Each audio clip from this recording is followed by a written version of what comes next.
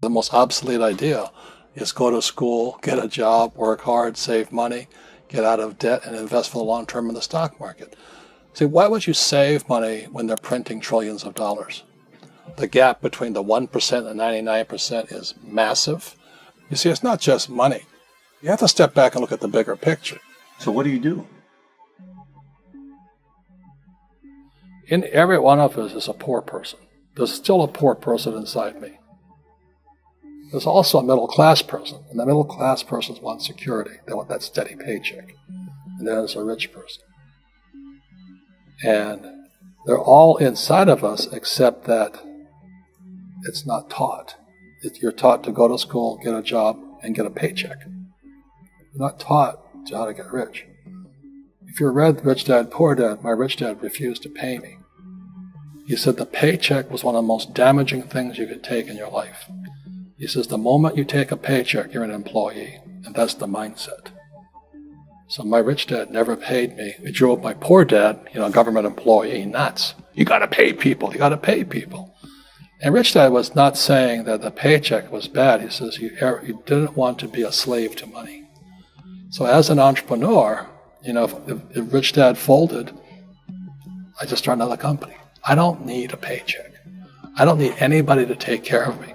If my government doesn't like me, I move to another country because they need entrepreneurs there.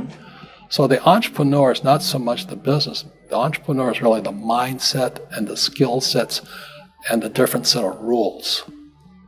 You see, I don't operate, small business does not operate in the same rules as big business. Entrepreneur is a mindset first, a skill set, and rules. And depending upon whether you're an employee or a small business, the rules are different. The mindsets are different. The skill sets are different. If you could say one thing to somebody who's never been an entrepreneur and they're thinking about making the leap of faith into becoming an entrepreneur, what could you tell them? Well, I'll just tell them the same thing that happened to me. My last paycheck, I still remember it clearly. It was one of the worst and the best days of my life. And I was in Puerto Rico. I was working for Xerox. And my boss gave me my last, it wasn't a paycheck, it was a bonus check. I think it was about $30,000 taxable. It's the only problem with that. So I got this check and I went, holy mackerel.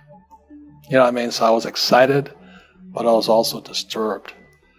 And so this other guy comes up to me, his name was John. And John says to me, he says, you're going to be back. I said, why? He says, because you're going to fail. I looked at him and said, look, few expletive words, because that's what he did. He left Xerox, failed, and he came back. And I said, look, you failed and you came back, but I'm going to fail and I'm never coming back. And that's the attitude. Do you know what I mean? If you say, well, if I fail, I'll go back to mommy and daddy, then that's what you'll do. So if you fail, that's when I became an entrepreneur, because I had no money. I had no money for years. I didn't have a paycheck. But that's what my rich dad encouraged me to do. He says, when you don't have this paycheck, you get hungrier, smarter, and it's a test of your character. Will you become a crook? Will you become dishonest? Will you cheat and steal? Or will you become a better human being? So really, that's the benefit of becoming an entrepreneur, is you really find out who you are when you don't have anything. So you always have to look at the big picture. Too many people look at, well, what's going to happen to me?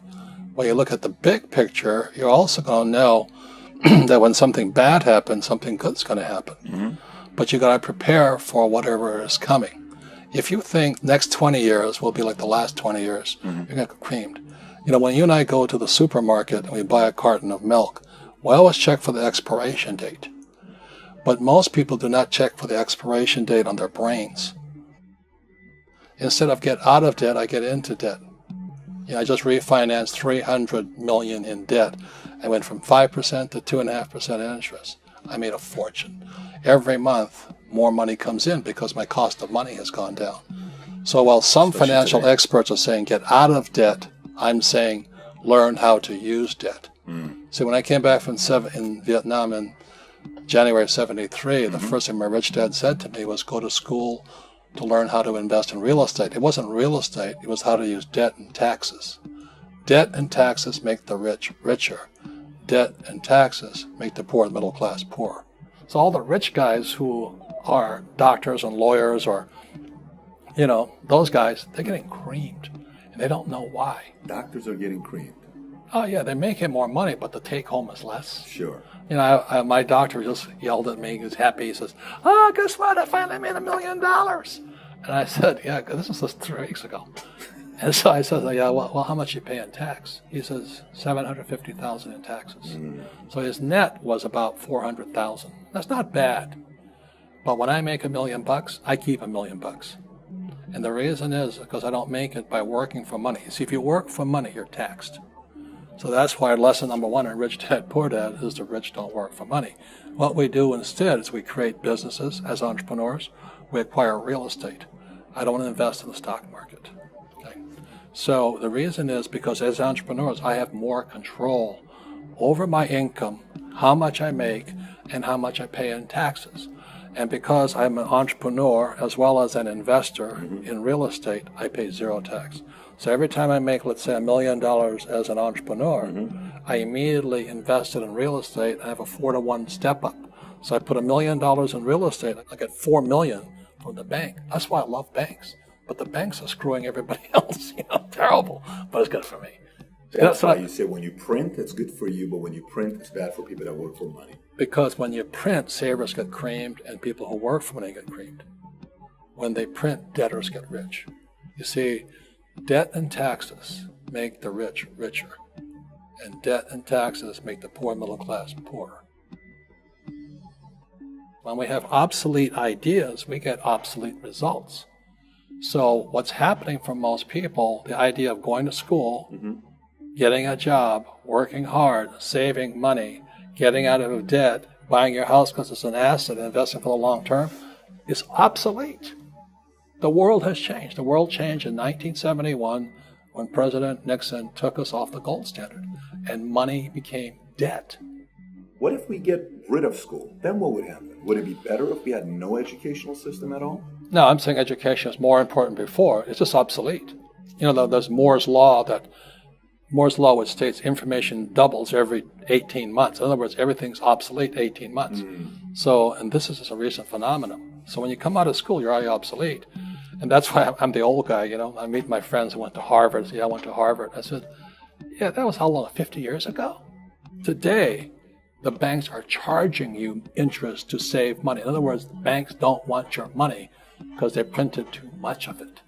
And that's why there's this bubbles in stocks and bubbles in real estate and all this. People are dumping the cash because, as I said in here, savers are losers and cash is trash. And yet people are, well, I want a high-paying job. Well, that's an obsolete idea. Get out of debt is an obsolete idea. You should learn how to get into debt, how to use debt to get rich, and they'll never teach you about taxes. The reason the 1% is way up here and the 99% are going this way is because when you print money, 2 things happen: inflation and taxes. It's crushing them. And any entrepreneur thinks, I'm just going to make money, I'm going to start a business and make a lot of money because of what we talk about. They really have got to smell the roses, man. That's not what the real entrepreneurs are doing. Most entrepreneurs, there's 28 million small business owners in America. 24 million are what are one-person entrepreneurs. They're called non-employee entrepreneurs. So and that's what happens is when people don't really understand what an entrepreneur does. So most big people are self-employed, but they're not really entrepreneurs. The self-employed pay the highest taxes of all, and nobody tells them that. Yeah, it's also called the entrepreneurial spirit, but what we were actually talking about was there's no such thing as a bad economy. There's external, you and I, we all have an external economy. But we also have an internal economy, and the willpower is to change our internal economy. So for me, I can see the good and I can see the bad. I don't really give a damn because I'm going to be rich anyway. But a poor person with a poor personal economy, all they're going to see is a bad economy because they don't know how to make money in any economy. And a middle-class person, they have a middle-class economy. What they want is a nice house, and a steady paycheck, and the job, and the car. And so when you take their job away, to them, that's disaster. Well, since an entrepreneur doesn't have a job anyway, it's no big deal. So all I'm saying to people, and it's what Bucky Fuller taught me, is always two sides, you know what I mean? Unity is plural, at minimum two. So if you think the economy is bad, it's because your economy is bad. If you think that steady, employment is important, then you'll see an economy without jobs.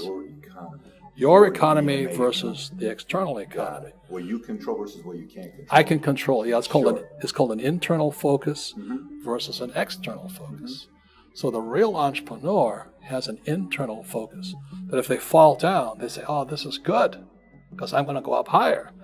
The average person will fall down and say, "Oh, I'm going to take some Prozac," or somebody has a mistake. So, "Oh, the mistakes don't matter." Well, mistakes matter. It means you didn't know something.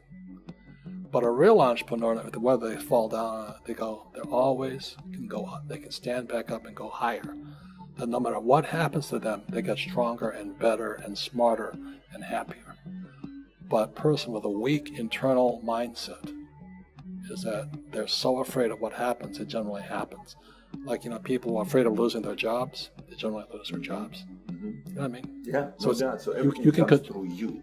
Yeah, so the entrepreneur first job is to control inside here, not outside there. The moment you take that paycheck, you're an employee. You've got to be stronger than that. It's about inside control.